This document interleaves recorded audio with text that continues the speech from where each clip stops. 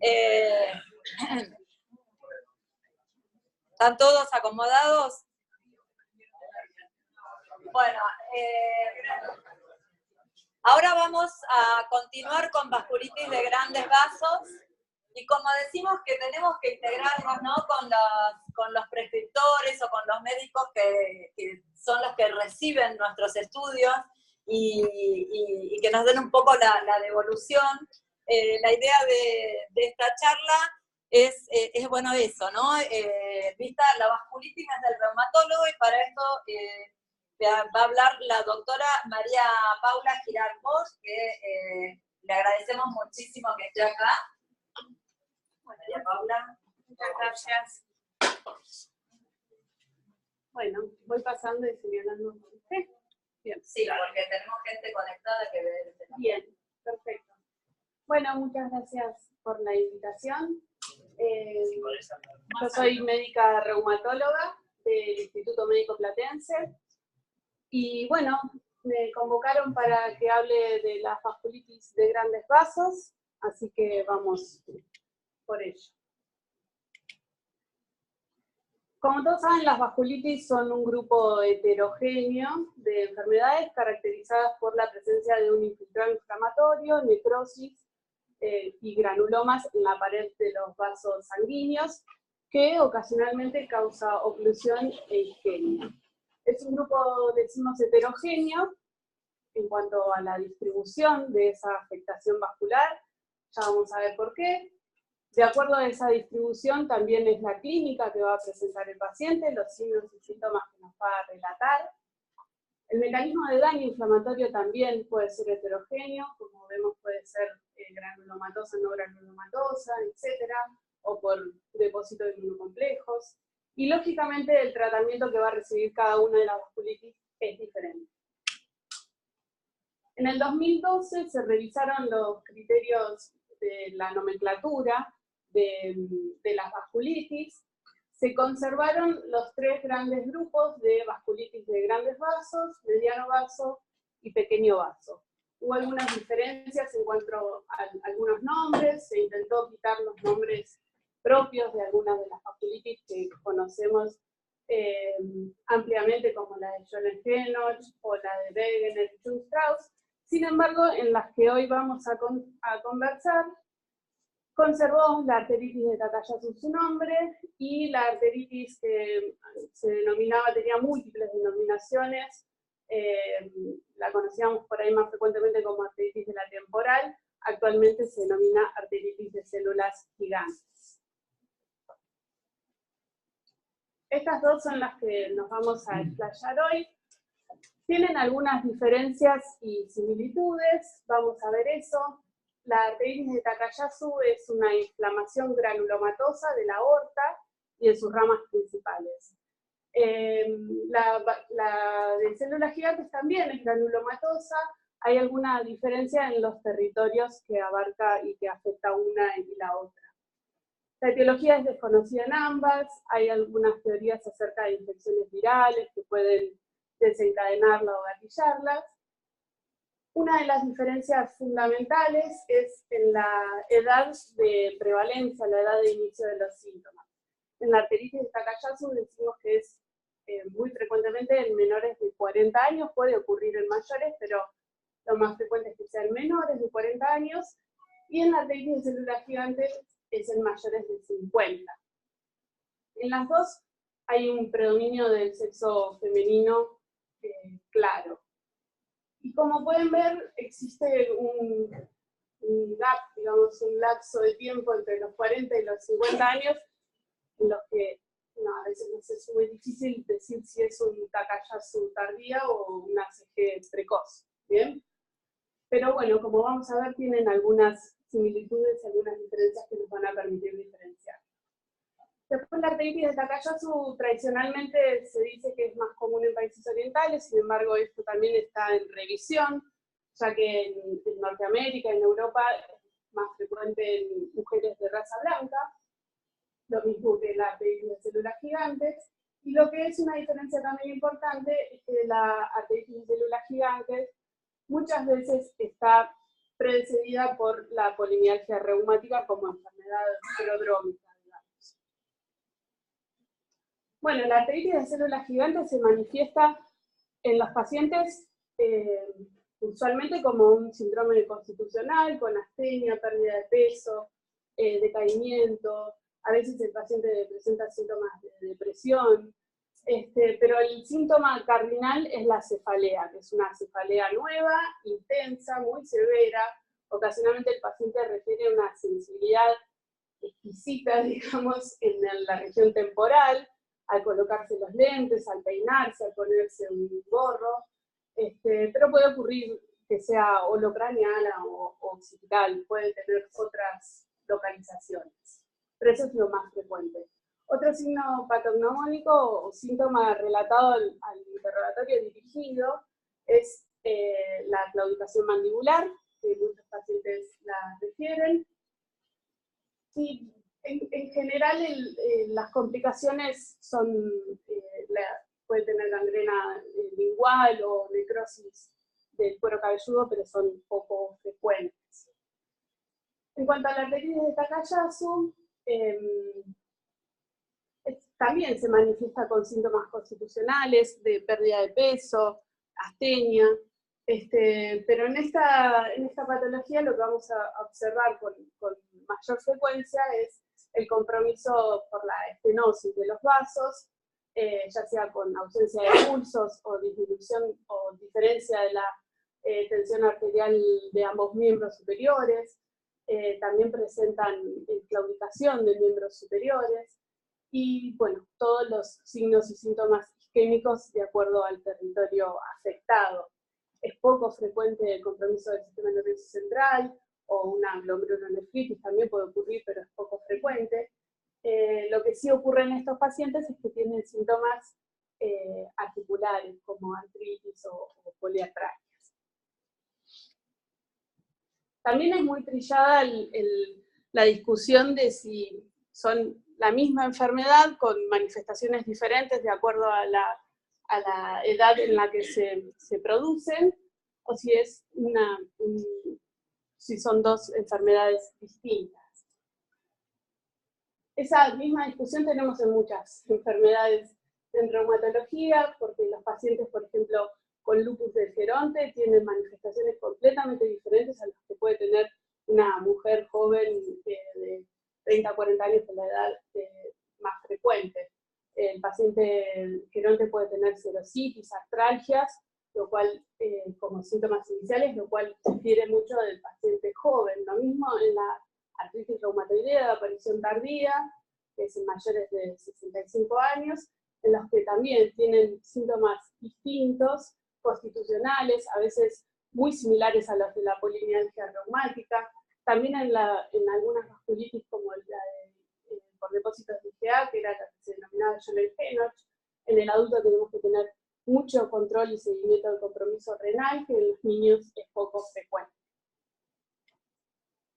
Entonces, podemos decir que hay una influencia de factores asociados a la edad, tanto en la respuesta inmune como en el territorio vascular.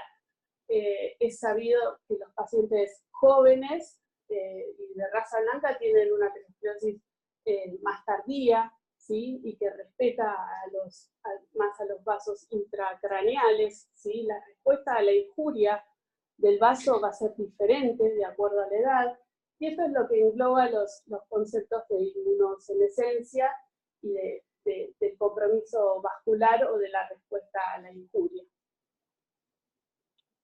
Sin embargo, una biopsia de Takayasu es indistinguible de una biopsia de una artritis de células gigantes. Hay algunas diferencias que se conocen acerca de la fisiopatogenia y del rol de los linfocitos T, y esto también se pone de manifiesto actualmente con las nuevas terapias, las terapias biológicas que se están comenzando a probar y a utilizar en estos pacientes, que algunas tienen una respuesta espectacular. Por ejemplo, el tocilizumab, que es un inhibidor de la interleuquina 6, para la artritis de células gigantes tiene una muy buena respuesta, y en Takayasu moderada. Y hay otros, por ejemplo el abatacept, que tuvo una buena o aceptable respuesta en ACG y nula en Takayasu. Entonces eso, bueno, nos da la pauta de que alguna diferencia hay, ¿no? Bueno, estos son los criterios de clasificación del Colegio Americano de Reumatología. Como ven, son muy viejos, son de 1990. Ya es hora de renovarlos. Y está ese proceso en marcha de renovación de los criterios de clasificación. Para los reumatólogos son muy importantes los criterios de clasificación, y tenemos criterios de clasificación para todo. Lo que pasa es que tenemos que saber utilizarlos. Son criterios de clasificación y no de diagnóstico. En la práctica diaria esto no sirve.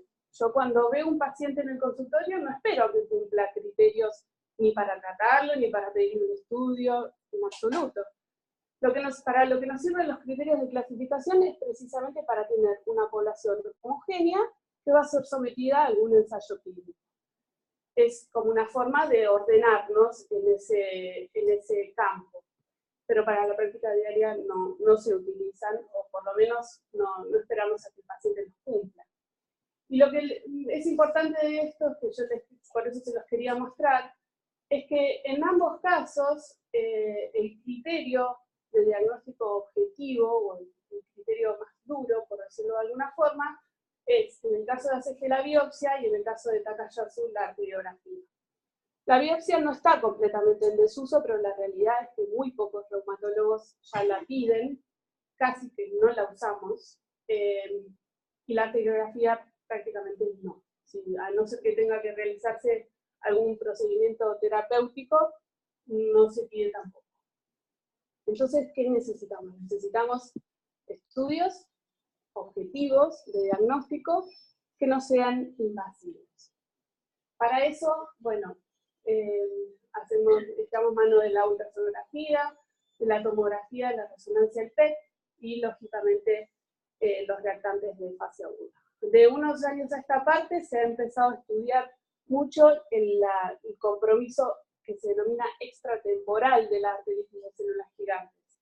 Clásicamente pensamos en arteritis de células gigantes, la denominada arteritis de la temporal, o sea que se creía que el compromiso extratemporal era infrecuente. Sin embargo, con la utilización de estas nuevas técnicas, como por ejemplo el PET, nos hemos dado cuenta que casi un 50% de los pacientes tienen compromiso de la aorta, muchas veces subclínico. Entonces, como ven, en vasculitis de grandes vasos todavía tenemos muchas necesidades que no están resueltas. Necesitamos hacer el diagnóstico más temprano para poder controlar la inflamación rápidamente y evitar el daño a largo plazo de los vasos. Necesitamos un monitoreo, para el monitoreo de la enfermedad, definir mejor qué son recaídas, cómo las podemos prever, controlar los efectos adversos de las drogas, diferenciar si el síntoma que nos refiere el paciente es por actividad de la enfermedad o por daño crónico. Estos pacientes presentan aterosclerosis acelerada y los factores de riesgo cardiovasculares habituales son pacientes, en el caso de ACG, pacientes gerontes.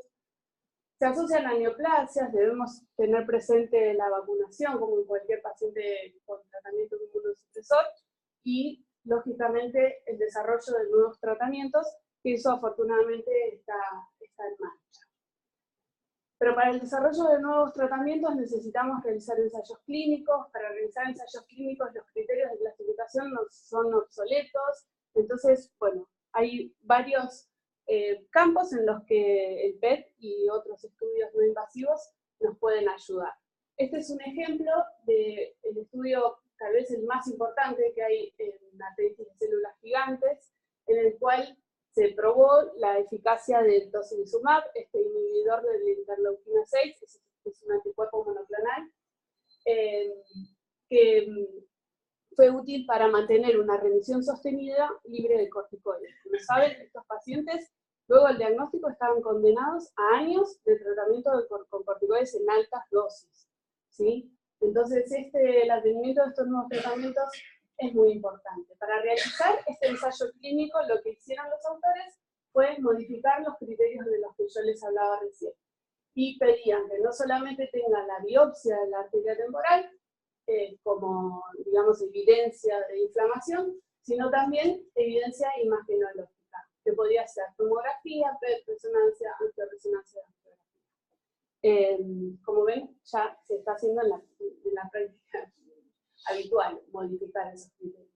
Este es otro estudio en el que también se evaluó, no es un ensayo clínico controlado y relativizado, pero es un estudio abierto, que también probó la eficacia de tocilizumab en pacientes que estaban recibiendo corticoides, y lo mismo, como prueba de vasculitis tenía que obtener biopsia positiva o aortitis, tanto por tomografía como por PET. Bueno, en este otro estudio lo que evaluaron fue la evidencia de inflamación del arco aórtico en pacientes con arteritis de células gigantes o con polinesia reumática. Y evaluaron tanto pacientes que tenían biopsia positiva, es decir, una biopsia normal, o los pacientes que tenían biopsia negativa. Y en todos los territorios evaluados, el PET mostró significancia estadística. En los pacientes, cuando queremos comparar el PET con la tomografía en pacientes con arteritis de células gigantes, lo que evaluaron en este estudio es que luego de un promedio de 12 días de tratamiento con prednisona, los pacientes presentaban puntuaciones del PET diferentes a los controles en 6 de los 8 territorios evaluados. ¿Sí? Y al comparar los pacientes que tenían biopsia positiva y biopsia negativa, no encontraron diferencia significativa en ninguno de los 8 territorios. Es decir, que el PET nos resultaría también de utilidad en ello. Para el diagnóstico de arteritis de células gigantes, en este estudio lo que hicieron fue comparar tomografía y PET. Y lo que observaron en los resultados es que el PET tenía una especificidad muy alta y un valor predictivo positivo también muy alta. La especificidad es muy importante, ya que algunas lesiones vasculares como la placa de ateroma también nos pueden confundir, y la sensibilidad, si bien es aceptable, es muy importante, porque estos pacientes inician el tratamiento de corticoides rápidamente, no esperamos a tener muchas veces los resultados de estos estudios ni el resultado de la biopsia para empezar el corticoide. Como complicaciones de la arteritis de células gigantes tenemos aneurisma de la aorta torácica en un 9%, aneurisma de la aorta abdominal en un 6% y estenosis de vasos grandes en un 13,5%. Estas complicaciones ocurren con mayor frecuencia en pacientes más jóvenes, con menos síntomas craneales, lo que les comentaba hoy del compromiso extratemporal, con mayor probabilidad de pérdida de la visión y en general con biopsia temporal positiva. Y estos pacientes también tienen mayor riesgo de recaída y mayor dosis acumulada de corticoides. Lo que se evaluó en este estudio es precisamente eso, el diámetro aórtico tardío en pacientes con arteritis de células gigantes y la relación que tenía esta complicación con la captación del PET.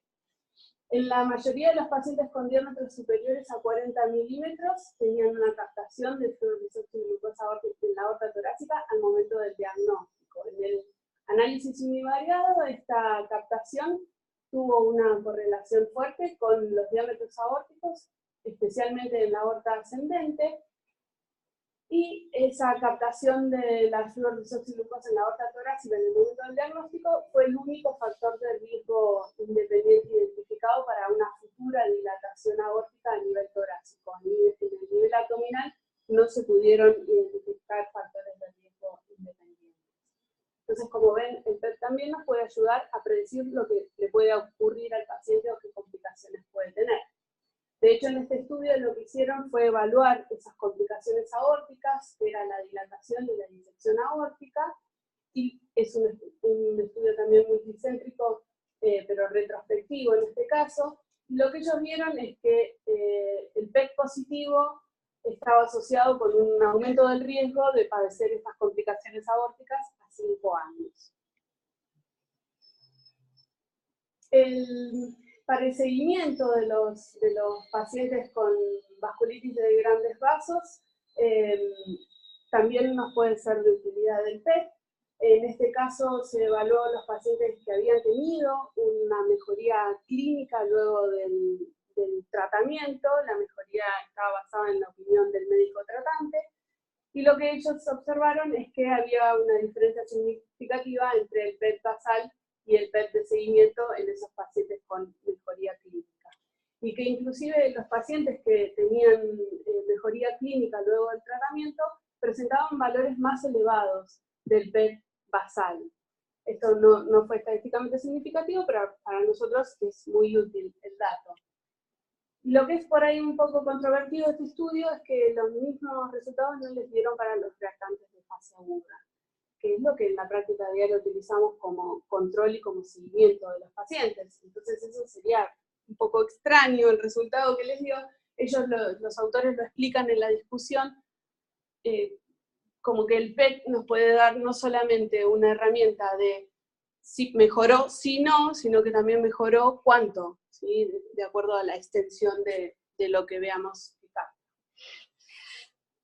En este otro estudio lo que hicieron fue precisamente esos marcadores de inflamación del laboratorio, ver qué score, tanto de tomografía como de PET, correlacionaba mejor con estos marcadores, eritro y PCR. Y se aplicaron scores visuales y cuantitativos, tanto de tomografía como de PET, es decir, los 4 scores vieron cuál correlacionaba mejor con los marcadores de inflamación. Y lo que observaron es que el PET visual mostraba una buena correlación con la proteína C reactiva, mejor que con la eritrosedimentación. El PET cuantitativo también mostró una fuerte correlación con proteína C reactiva, usando el hígado como texto de referencia. Y las puntuaciones de la tomografía, del score visual de tomografía, no se correlacionaron con ninguna de las dos, ni con la eritro ni con la PCR.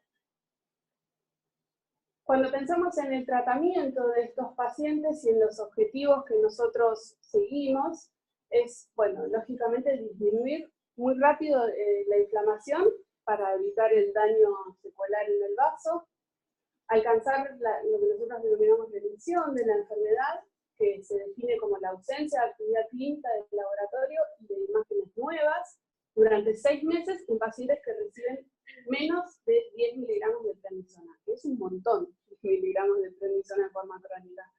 Y esto es lo que tenemos que modificar, para lo que nos tienen que ayudar las drogas nuevas. Bueno, como objetivo del tratamiento también el manejo de las complicaciones y el manejo de las comorbilidades asociadas a los tratamientos. En este estudio lo que hicieron fue ver cuánto tardaba en atenuarse el PET, o cuánto tiempo nos era útil el PET como herramienta diagnóstica luego de que el paciente iniciara los corticoides, con dosis altas. A veces, inclusive, si hay riesgo de pérdida de la visión, pueden indicarse pulsos de corticoides. Entonces, en este estudio, que es un estudio prospectivo que está muy bien diseñado, lo que hicieron fue evaluar pacientes que recién tenían el diagnóstico de arteritis de células gigantes y les hacían un PET basal a los 3 días y a los 10 días se los repetía. Y le iniciaban el tratamiento ni bien tenían el diagnóstico. Y lo que ellos evaluaron es que a los 3 días el PET seguía siendo una herramienta útil de diagnóstico, a pesar de las altas dosis de corticoides. Y a los 10 días esa captación comenzaba a declinar, principalmente en las ramas supraórticas antes que en la aorta propiamente dicha. En este caso lo que evaluaron fue lo mismo, ver si el PET se modificaba con el tratamiento en pacientes con vasculitis de grandes vasos. También es un estudio prospectivo y observacional. Se realizaba el PET a los 6 meses, con intervalos de 6 meses, lo cual por ahí es un poco más aplicable. Se evaluaban las regiones habituales y ellos concluyen que también el PET sería una herramienta útil para monitorear la actividad de la enfermedad en estos pacientes y la respuesta a los tratamientos. Para ordenarnos un poco, el año pasado, en el 2008, febrero, Sociedad Europea de Reumatología publicó unas recomendaciones para el uso de imágenes en pacientes con vasculitis de grandes vasos. Bueno, evaluaron la utilidad de la ultrasonografía, resonancia, tomografía y PET, teniendo en cuenta esto que yo les comentaba hoy, que la biopsia ya prácticamente cayó en desuso, primero porque no esperamos al tener el resultado de la biopsia, tarda mucho en estar para iniciar el tratamiento, segundo porque es difícil de encontrar a alguien que la realice, y tercero, tiene falsos positivos, ¿sí? Podemos realizarla y que nos dé negativa, y sin embargo, falsos negativos, perdón, falsos sí, negativos, porque nos puede dar negativa y sin embargo nuestra sospecha clínica sigue siendo alta y lo tratamos igual. Y la angiografía convencional, como les decía, también está en desuso.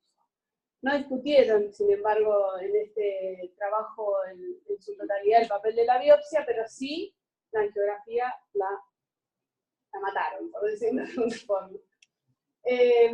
Bueno, les voy a resumir los 2 o 3 criterios, porque son recomendaciones, perdón, porque es muy largo, pero hay 2 o 3 que involucran al PET y me parece que son de utilidad. En el primer criterio, que es el criterio general, dicen que la elección del método de imagen depende de los síntomas y de la disponibilidad que tengamos en nuestro medio, que donde las imágenes no están disponibles o la experiencia del lector de esas imágenes es dudosa, vayamos a hacer la biopsia, y en el caso de que tengamos las dos disponibles con un lector experto y que podamos elegir entre las dos, debemos elegir el método menos invasivo, es decir, alguna técnica por imagen. En la recomendación 5 es donde nos habla del PET y la tomografía, dice que no se han realizado estudios sobre estas modalidades de imágenes para la evaluación de arterias craneales en la arteritis de células gigantes, y el uso del PET lógicamente está limitado por la proximidad del cerebro, por lo tanto los vasos craneales superficiales no pueden ser evaluados correctamente. En la recomendación 6, que se basa principalmente en la opinión de expertos, porque nos falta evidencia todavía bibliográfica para este tipo de patologías, son poco frecuentes, pero aparte nos falta por bueno, todas las falencias que yo les venía contando. Nos dice que, bueno, que la mejor técnica de imágenes para pacientes con sospecha de vasculitis de grandes vasos y síntomas sistémicos, como les contaba que inician estos pacientes, no está clara y depende de la experiencia local. La principal ventaja del PET en estos pacientes con síntomas sistémicos es la capacidad de diferenciar que tiene la arteritis de células gigantes de otras patologías graves que pueden presentar esos síntomas constitucionales, como infecciones y tumores. Y finalmente, bueno, las desventajas del PET, su alto costo, su menor disponibilidad y la exposición a la radiación. Y que también en algunos casos refiere que los lectores inexpertos se pueden manifestar la aterosclerosis como lesiones de vasculitis. En cambio, ese faltante de información en cuanto al grosor de la pared y a los cambios luminales se puede contrarrestar combinando el PET con la tomografía. Bueno, y finalmente les quería mostrar estas recomendaciones que también son del 2018. Son un poco más para el que realiza el estudio que para nosotros que simplemente lo solicitamos. Son un poco más técnicas, nos habla de cómo se prepara, cómo se posiciona el ayuno, cómo se adquieren las imágenes, cómo hay que interpretarlo y reportar los hallazgos encontrados. También nos habla un poco de la precisión diagnóstica del PET para las vasculitis de grandes vasos, pero bueno, yo les invito a que lo chusmeen. En resumen, el PET en vasculitis nos puede ser de mucha utilidad, tanto para el diagnóstico, para actualizar la clasificación que yo les comentaba, que nos ayudarían a modificar el diseño de ensayos clínicos controlados y elaborados para el desarrollo de nuevos tratamientos, Tiene una buena sensibilidad y especificidad y un alto valor predictivo. Para el pronóstico también vimos que nos ayudaba a predecir los pacientes que iban a tener o que tenían riesgo de complicaciones aórticas. Y para el seguimiento también vimos que es importante, que mejora con los tratamientos que nosotros del PET nos ayudaría a ver esa respuesta al cambio luego de iniciado el tratamiento para el monitoreo de la actividad de la enfermedad y, bueno, su desempeño frente a los reactantes de fase aguda. Muchas gracias. ¡Bravo! Paula, ¿alguna pregunta del público? Comentarios con respecto a la recurrencia, es decir, cuando tenés el paciente tratado, el laboratorio en el seguimiento da negativo, pero el PET da positivo. Así que a veces se adelanta a la recurrencia teniendo el laboratorio lo normal. Sí. Nosotros después, digamos, estamos dando este tipo de información y a pesar de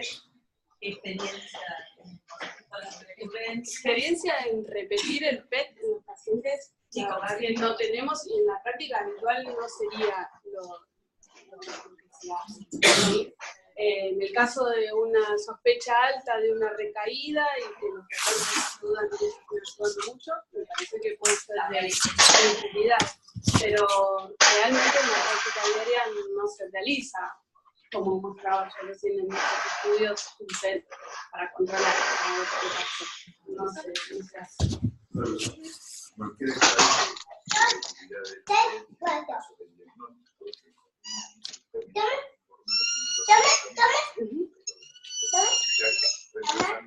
a la biopsia. Exacto. Están solicitando alguna. Ustedes como reumatólogo, ¿hay algunos casos particulares que soliciten PET para screening por otra enfermedad reumatológica que aún no haya afectado los grandes vasos? Porque sí, he visto de esa solicitud y no sé si realmente tienen algún asidero científico. ¿Con otra sospecha diagnóstica? Sí, artritis reumatoide con posibilidades de tocamientos vasculares o otra enfermedad reumatológica de ese tipo, claro. Si realmente lo están solicitando o lo... La polimialgia reumática en IgG4 también, pero la realidad es que me parece que el campo más importante que se está estudiando es el de la vasculitis. En la polimialgia reumática uno podría solicitárselo y sería de mucha utilidad porque muchos pacientes con PMR ya tienen compromiso vascular y todavía no tienen el diagnóstico de vasculitis de grandes vasos. Pero la realidad es que en la práctica diaria... ¿Y el IgG4 diariamente lo solicitan? Y en el IgG4 también sería de utilidad. ¿Sí? ¿Pero lo solicitan ustedes? Son enfermedades muy poco frecuentes. Pero en la sospecha se solicita. En la sospecha debería solicitarse, sí. Una pregunta a Paula y quizás a todos. Vos pedís la parte de la TC. ¿Pedís con contraste endovenoso? ¿Se agrega o...? Sí, es de utilidad, como decíamos recién, para ver el compromiso luminal y el compromiso de la pared, para distinguir esa imagen más anatómica. Con contraste endovenoso en lo posible. Esa imagen más anatómica es de utilidad y me parece una de las cosas importantes que nos brinda. Quizás en el primero, después lo que pasa es que en el seguimiento si uno quiere bajar la radiación del paciente... Tal cual. En el seguimiento por ahí no sería de tanta utilidad, pero sí el diagnóstico para ver el compromiso de la pared. Perfecto. Gracias. ¿Alguna pregunta más? Yo creo que una vez más todo esto que están conversando, lo que dijo el doctor, es un campo para explotar con TOCA. Sí, señor. Inclusive los vasos endocranianos, no hay ninguna interferencia con el fondo. Son los viejos falsos positivos que tenían la información sobre el triótido del grupo holandés de Krinin y todo lo demás. Sí, por supuesto. Todo lo que sobreexpresa receptores. Y lo mejor que tiene, que no tiene ningún condicionamiento de preparación, no tiene interferencia con ningún otro parénquima vecino que lo consuma, salvo el blanco. Gracias. Muchas gracias. Bueno.